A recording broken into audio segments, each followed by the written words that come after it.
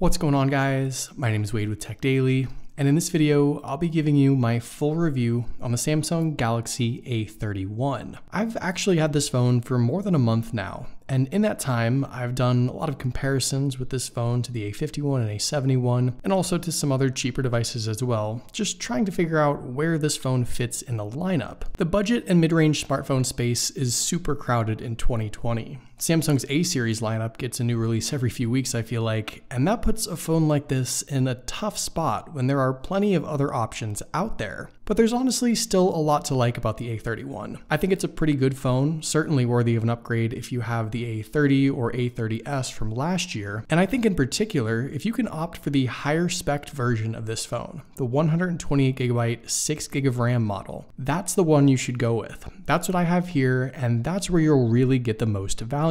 And if you guys are interested in doing some comparison shopping of your own, or maybe want to pick up this phone for yourself, I'll have some links down below to where you can get this phone at its cheapest current prices. Right now, it's selling anywhere between $230 and $260, which is basically the price range I'll use for this video, but definitely check down below so you don't miss out on any good deals. I have a lot of thoughts about this phone, so I won't waste any more time. Let's just go ahead and jump right into it. First off, let's talk about the design, since I think that's the first thing A30 and A30s owners from last year will notice. With this phone, Samsung basically made some minor updates to the housing and setup that now match the higher end A51 and A71 phones that were also released this year. I think this was the right move because it gives the A31 a slightly more premium look, and it's a decent refresh that makes the phone feel updated. With Samsung's A series, no matter which phone you end up going with, you're still dealing with a plastic build. It's this super shiny, glossy material that's made to just mimic glass, with polished chrome plastic accents all around, but that's all fine. The phone, fortunately, doesn't feel cheap at all, and like I said, this is the exact same setup you'd be getting anyway if you went with one of the more expensive A series phones. So there's no compromises here, really. It's a good looking phone that most people might not even realize costs well under $300. Up front, this is sort of where the refreshed look stops. Rather than going with a more modern Infinity O hole punch selfie camera and slimmer bezels, Samsung just decided to stick with the teardrop notch and larger bottom chin. Now, to be completely honest, it's not a big deal. It doesn't really matter where the selfie camera is, and with the bezels, we're talking about millimeters of a difference. But I just feel like Samsung could have polished the A31 off with a fresh 2020 front panel design rather than once again just sticking with something we've seen for a number of years now. And by the way, if you want a full top bezel to hide the camera, you can actually add that by enabling it in settings. A lot of people wanted to see what that looked like, so here you go. It's not something I like, but it is an option. Size-wise, I think the 6.4-inch form factor for the A31 is pretty much perfect. It's a tall 20:9 aspect ratio, but it still feels comfortable, and the phone can easily be used one-handed. You're getting a nearly 85% screen-to-body ratio, so there's not a whole lot of wasted space, and the sloping sides and thinner edges overall just make the phone feel slim, comfortable, and easy to handle. And speaking of the display, this is probably the single best feature on really any of Samsung's A series phones, but especially the A31. You get a 2400 by 1080 resolution AMOLED panel that packs in around 411 pixels per inch. Anything you're watching really stands out. Colors pop, it's all very vibrant, and there's a ton of detail as well, since you're cramming in a decent amount of pixels. This sort of goes hand in hand with what I said about the size of the phone itself. The display size and resolution, I think, are the perfect balance. It's not so big to where you're sacrificing pixel density on a 1080p panel, and it's not a small, cheap device with an LCD display or even 720p resolution like on the A11. The A31 really offers an excellent viewing experience, and while Samsung didn't make any changes or upgrades over last year to this display, they didn't really need to. When I first experienced Samsung's A series lineup back in 2019, it was the display alone that really made me feel like I was getting a ton of value out of a pretty affordable smartphone. And once again, in 2020, and like I said, especially with the A31, I feel that same way. I'd even go as far as to say that from the average smartphone smartphone user's perspective, the A series screens look about as good as any flagship smartphone from a normal viewing angle. Most average everyday folks would never really be able to tell the difference between this and a $1,000 S20. It sounds kind of extreme, but I think it's true. And underneath the display, Samsung does offer an in-display fingerprint reader on the A31. Now, in my experience, this isn't the best fingerprint reader. It's a bit inconsistent and kind of slow, but I guess I wasn't expecting too much more. Fortunately, you can pair it with Face Unlock, which I found to be really quite good. Having both unlocking options means that one way or another, you'll be able to get into your phone fast enough. But in-display fingerprint readers, especially on these budget and mid-range phones, still have some room for improvement. Another thing I wish Samsung would upgrade on their A series phones is the out loud listening experience. The single bottom speaker is mostly fine, it gets the job done, but when even LG offers dual stereo speakers on their cheapest budget phones like the K51, you know there's room for improvement. Here's a sample of what it sounds like so you can get an idea.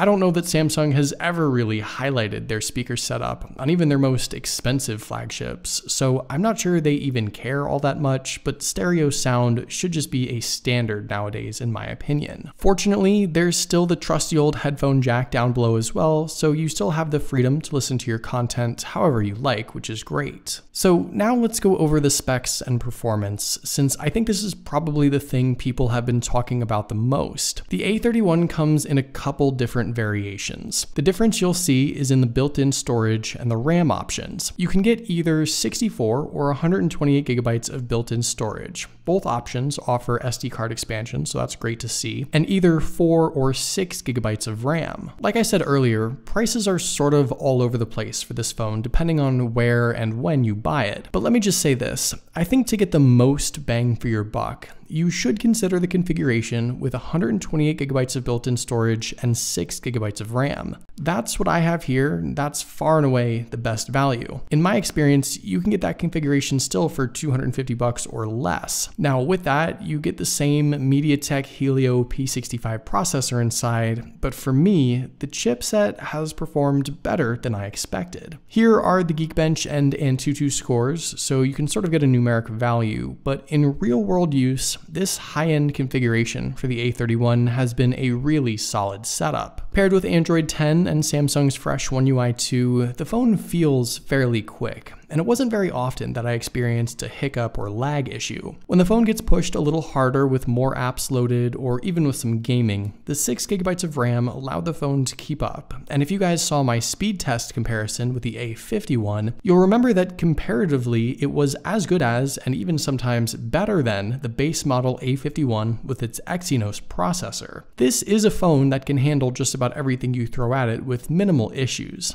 even if you want to use it for more graphics heavy stuff. Call of Duty Mobile, PUBG, Real Racing, and Asphalt 9 all played great on this phone. And while there may have been a blip or a frame drop from time to time, I never felt like I was limited by the phone or otherwise hindered by the processor. All in all, I don't think you should be too concerned with performance, even if you do opt for the version with only 4 gigabytes of RAM. While there are phones out there with better specs for a bit more money, I honestly think the MediaTek processor does hold up well, and I have no complaints. The phone just did everything I wanted it to do and more, and I was totally happy. One other thing I want to mention, this phone packs a 5,000 milliamp capacity battery inside, which if you didn't know is actually 20% more than the A51 and even a bit bigger still than the A71. I'm getting more than 8 hours of screen on time with this phone, and paired with the 15-watt fast charger, battery life just has never been an issue. In fact, the battery capacity really is probably one of the other big reasons why I think this phone is such a good value. It's a bit bigger than a lot of other phones in its price range, and with a good balance of of internal specs and screen technology, you really get the most out of the battery life in my opinion. It's a phone that lasts a full day and then some, and I think for a lot of people, that's going to be an important aspect in deciding on the A31. Finally, let's talk cameras. And I guess if I have to choose the one aspect of this phone that I'm most disappointed with, this is probably it. Now, right off the bat, I actually think the front selfie camera is surprisingly good. It's a 20 megapixel f2.2 lens, and the results were much better than I expected. Samsung still softens out your face quite a bit, almost like a beauty filter, but really everything else does look good. Color is right, and on the skin tones especially, it's pretty accurate in my opinion. There's a ton of detail, which you can see in my face, and even a portrait shot looks pretty good. It misses the mark a little bit with edge detection, but this is miles ahead of what Samsung offered on their A series phones last year. The selfie camera gets the award for most improved. Around back, the A31 packs a quad camera setup, which includes a 48 megapixel f2.0 main lens, 8 megapixel ultra wide, 5 megapixel macro lens, and 5 megapixel depth sensor. There's a lot of hardware to work with, but not a lot of software features to make good use of it. Video recording is limited to 1080p 30 FPS. There's no night mode, there's no slow-mo, there's no video stabilization really in any capacity. So first, let's talk about what the phone does right. I think in good lighting, especially outdoors, the A31 can take a good shot. The colors are on point, it's fairly accurate without going overboard with the saturation, and there's enough detail, at least at first glance, though the closer you look, the more noise and artifacting you tend to see. The better the lighting, the better the shot will be, and actually this may sound weird, but I found that the wide angle lens usually took the best looking picture. It had better dynamic range, a nicer color balance, and all in all, I sometimes just went ahead and just used the ultra wide angle, even when I didn't really need to, just because the result generally turned out better. Unfortunately, in dim lighting, the A31 starts to struggle, and with nighttime shooting, while it may produce a decent shot every once in a while, the lack of night mode is a bummer, and more often than not, you're stuck with a dark, noisy picture that you probably don't want to use. With video, even at 1080p recording, the results look good for the most part, but the sole issue really is with stabilization. Unless you're just not moving at all, you end up with quite the shaky shot that could be greatly improved with probably even just a software update, honestly. On a tripod, this is a phone I'd be comfortable filming with, but if I need to look around, pan, walk, or otherwise move at all, it kind of ruins the whole shot. In general, I think the A31's camera setup is mostly fine. Again, a big improvement over last year, but there are just some things here that should have been done for a 2020 phone, even for $250. So all in all, I think the A31 is a good device, and I suspect it'll be pretty popular this year, just like the A30 and A30s were. The main problem really is just how crowded even Samsung's own A series lineup is, but particularly the budget and mid-range space in general. I will say this though, if you do end up opting for the 6GB of RAM model, like I said a million times already, you pair that with a 5000 mAh battery, which is great, and collectively, I think you're actually getting a better value than the base model A51. It's also going to be miles ahead of the A21s as well. And with that combination of specs and features that the A31 does offer, that's what makes this phone a decent value and something worth considering. So there you go, those are all of my thoughts on the Samsung Galaxy A31. What do you guys think? Is this a phone that you would consider? Let me know in the comments down below. I'd love to know your thoughts. But hopefully you guys did enjoy this video. Be sure to follow Tech Daily on Twitter and subscribe to the Tech Daily YouTube channel if you haven't already, and I'll see you guys later.